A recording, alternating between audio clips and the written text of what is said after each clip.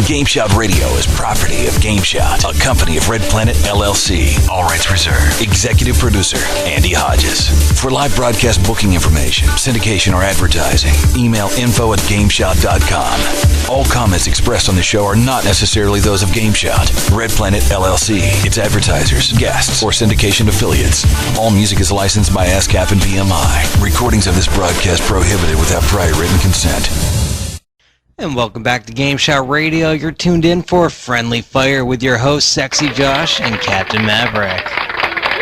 Hey, how you guys doing? What's up? What's up? I am SexyJosh along with Captain Maverick. Captain Maverick. And Captain Maverick. Today we also have Soulrift, who, by the way, is in the studio that's right next to the bathroom. And we do have plumbers working in the bathroom today, so Josh and his Taco Bell strikes again. That thing was backed up and overflowing like you wouldn't believe it. Hey, well, one of the topics it wasn't just me, but okay. Well, we also one of the topics that we want to... TrickNeal and Andy Hodges with us here. Well, that's true. That's true. We do. The whole GameSHOUT gang, and as a matter of fact, this Friendly Fire basically gives us a chance to take topics and toss them back and forth, and, well, some people agree, some people don't agree. You make your own decision. Tonight we're going to talk about pay-per-view television. You know, pay-per-view is really the method of preference in some cases, because right now what we're seeing is an industry that is poised to take advantage of some great advertising opportunities. But pay-per-view television would allow you to, imagine if you will, download your episode of Lost and watch that episode anytime you want to. You want to download your episode of what is it, the one with all the kids singing badly, you know? Well, to clear it up real quick here, we're not talking about pay-per-view on your TV. We're talking, the new upcoming pay-per-view television shows. No, hold on. Not pay-per-view the channel. Not the pay-per-view the channel where you can download or you can you buy movies as you go. We're talking about the new upcoming trend of being able to download TV shows for a price.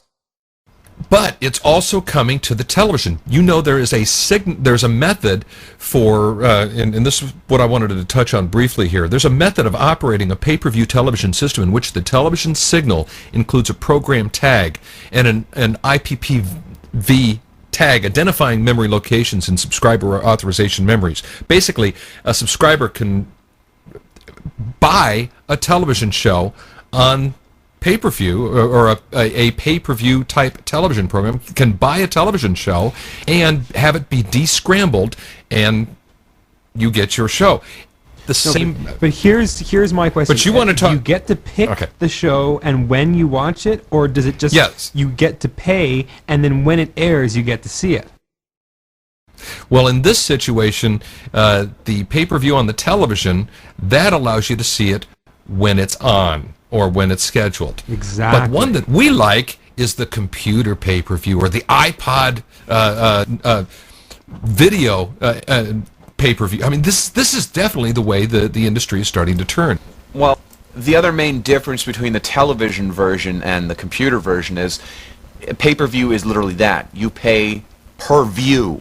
Whereas with the iPod, the iTunes versions or the Google Video versions, you're paying per show. I mean, you download the show. You're buying it.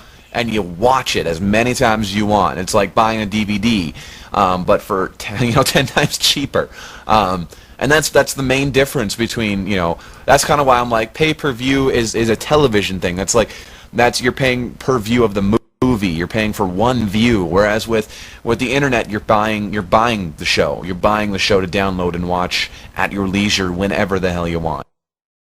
Well, Germany, or several areas in Germany right now, are trying out a system of pay television that just does almost exactly what we're talking about.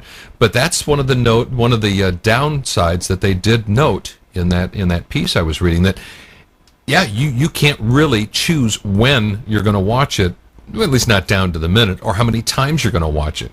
I mean, all you can do is see it when it's on, and then, of course, the system resets to 0 after the thing's gone and or over, and that's it. You're done. And and I'm just going to throw my opinion out here with the fact that I honestly think that screw the television way of doing it. I honestly don't watch TV anymore. I haven't watched actually taken time out of my daily schedule to sit down and watch programming when it's scheduled to be on, like Lost at 9 p.m. Eastern on ABC. Instead, I've found myself waiting, preferably waiting an extra 24 hours just to download it and watch it at my leisure. I honestly think that this whole iTunes thing is the way of television. It's the way of the future, and I think it is awesome. I think this is definitely how television should be done. It should be done at our leisure. It shouldn't be done. You have to watch this, blah blah blah. I think it should definitely. We're seeing a wave of the future here, and I'm liking it. I'm loving it. I'm loving the ability to download entire seasons of series and stuff like that. Well, here's the problem I've got with it, though. All right, think of this.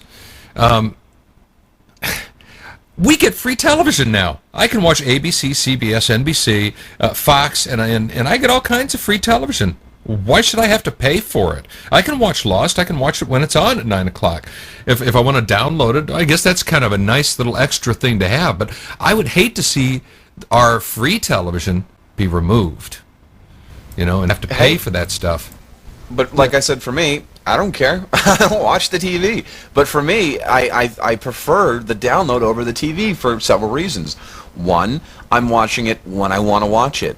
Two, I have that episode all the time. It is now downloaded to my computer. I burn it to a CD. I have it forever. And three, no commercials. That is one of the biggest things. I am paying $1.99. Guess what, though? I'm basically paying them for those commercials already to take them out. Guess what? Commercials are coming. Your lovely pay-per-view shows that you're downloading, hang on for the ride because the commercials are coming. I better be paying a lot cheaper. Hey, you're only paying $1. I'm paying $1.99, thank you. Oh, well, hey, $2. Okay, $2. You pay $2 for it. But we're going to put in some commercials because we got to make some real money. $2, that's nothing to us. We're a television company. Of course, there are a lot of people downloading it, but... Well, I mean, say, let's take, for example, say, Lost enjoys somewhere, I think, a very large viewer base, Say a couple 100,000, 200,000 people download the video of it. That's already $400,000 that they've just made. All right, but here's the thing, right? You can always, like Matt said, you can watch your TV for free, but you got to watch the commercials, and you can still, stick a tape in the VCR and tape the show and watch it whenever you want, and watch it as many times as you want, or like a TiVo or a DVR. It's not. See, my problem is not with the commercials being in the show. I don't mind the commercials being in the show. My problem is having to pay money to watch something that I could get for free if I happen to be around when the scheduling people decided to put it on the networks. That's my problem. I don't mind watching the commercials. I just want to watch whatever show I want whenever I want to watch it. Like right now, hey, I want to watch season 1 of 24. So I just want to be able to click a thing and watch all of season 1 of 24. And I don't mind watching all the commercials. So it actually takes like a full hour per episode. My only concern is that I don't want to have taped them however many years ago that they actually aired on TV. It's like, it's too late. You missed your opportunity. You're screwed now. That's my concern. Well, yeah, I want to watch TiVo's. I was going to say, I want Go ahead. I was just going to really quick. TiVo's good, but do you know why they don't have TiVo on GameSHOUT Radio? Because there's no bad stuff on GameSHOUT Radio to TiVo out. Now go ahead, Trick. Sorry. Okay. I was just going to say, yeah, I would like to, every once in a while I sit around and I'm thinking, I'd like to catch, Perfect Stranger Season 1 would be awesome to see, but it's like, it's not out on DVD, and I think if we went to, video on demand where everything is available to pay-per-view, we could actually find all these old shows that we used to love that are, still held in some warehouse someplace but not being released to the public. I would really like to see more things that a smaller audience want to see and be able to pay per view to see it, rather than worry about, enough fan base building up to sell DVDs of the actual shows. So I think that's where... Oh, that's a good point. Oh yeah, well let me run a quick. I'm over at iTunes right now as we do this. I'm looking at some of the shows they have. Let me click browse here. I mean, you got the A-Team that you can download. You can download Alfred Hitchcock Presents, America's Funniest Home Videos, Beavis and Butthead. You can get some Comedy Central stand-up, Dragnet.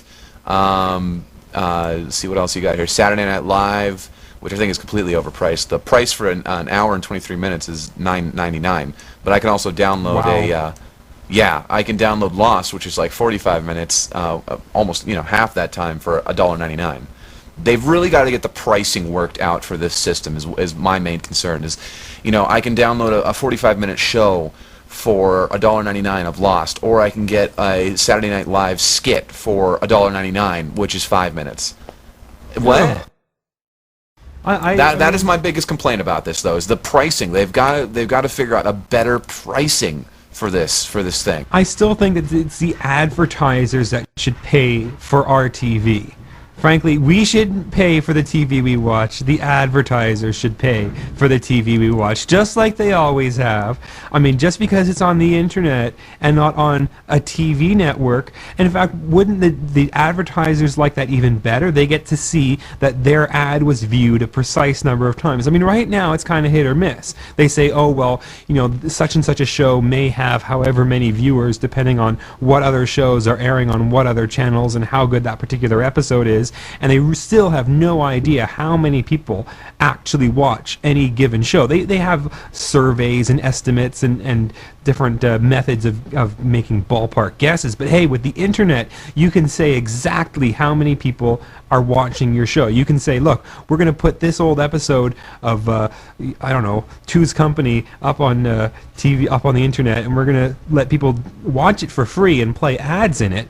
And then you can say, well, look, you're paying for 100,000 impressions of your advertisement, and you can give them exactly 100,000 impressions. Yeah, I mean, I totally agree on that, because Nielsen tried to tell the advertiser what they were going to get from cable boxes, and that doesn't necessarily mean that they're watching it. They could be, they might have left the TV on when they left the house. Yeah, exactly. I mean, you don't even know what people are really watching. I mean, and the vast majority of people don't have any sort of monitoring. I mean, they have these, the Nielsen ratings or something, and they take like 10,000 people that are supposed to be representative of the entire world's population. I mean, come on.